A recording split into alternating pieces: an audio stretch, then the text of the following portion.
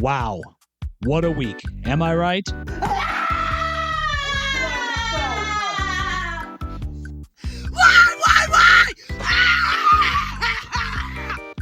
Seriously, it's been 1 week and Trump isn't even in office yet.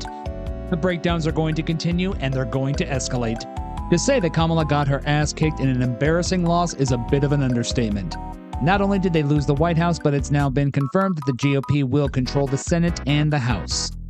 I don't know what they expected after pushing Joe out for the worst possible candidate ever, but let's be real. Kamala was a DEI hire who was never supposed to get this close to the presidency. There's a lesson in there, but I doubt the left is ready to learn it. Are we the baddies? Now that the dust has begun to settle, they're getting into the blame game and figuring out that Hollywood influence no longer works the way it used to, and paying Beyoncé and Megan Thee Stallion millions for those brief appearances was a very expensive oops.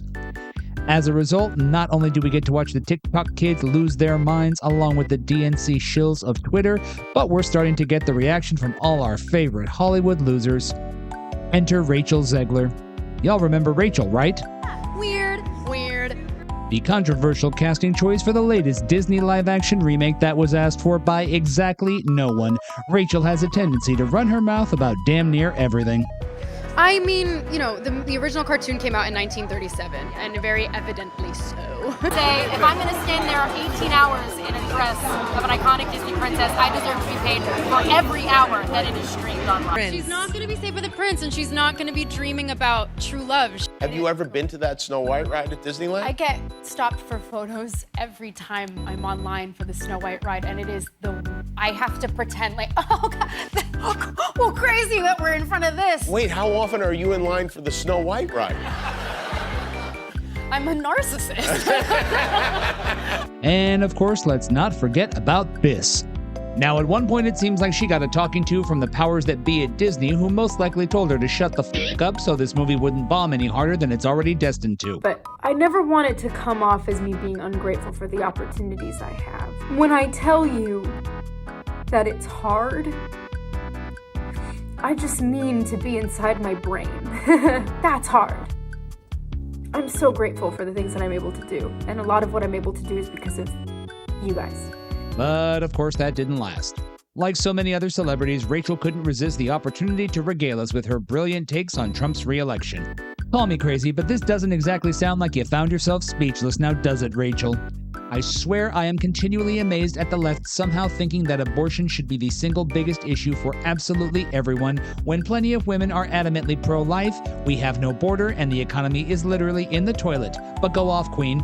We better watch out, you guys. Snow White is hoping that we never know peace.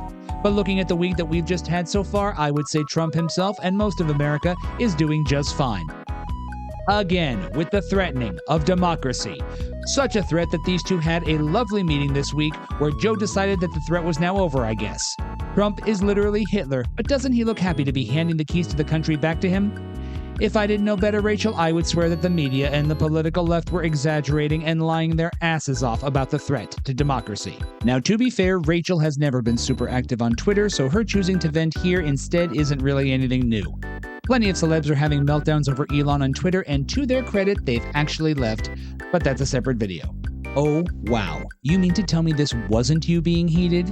You poor thing. You need to get back to dressing up and playing pretend instead of crying on social media. What a struggle it is to be you. She's not wrong about local politics, so props to her for at least knowing that much, but I'm pretty sure your governors are not going to stop this guy from doing his job. And of course, Donald Trump. It certainly sounds like love from the left. I hate to break it to you, but I'm pretty sure the entire country just said F you instead last week. Reminder that Gina Carano was fired for much less than this, and under the guise of Disney not wanting people who work for them to express political views. Of course, we all know that was never about getting political, but doing so with the wrong opinions. They've certainly never had a problem with Mark Hamill not being able to shut the f*** up during this entire election season, but whatever. Enjoy the lawsuit, Disney. So there will come a day when I am able to get these things done faster. Clearly this wasn't that day, but that's alright. I'm getting better.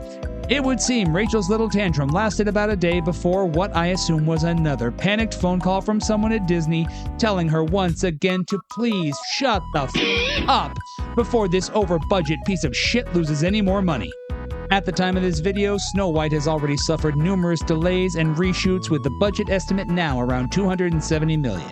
Disney got a little break from their box office doom and gloom with Deadpool and Wolverine and Inside Out 2, but given that the next MCU release is Captain Falcon versus a Harrison Ford who clearly doesn't want to be there, I don't care, and Moana 2, which really could go either way, Disney's probably not too keen on this bratty 23-year-old constantly disrespecting what is arguably one of, if not the most iconic Disney movie of all time.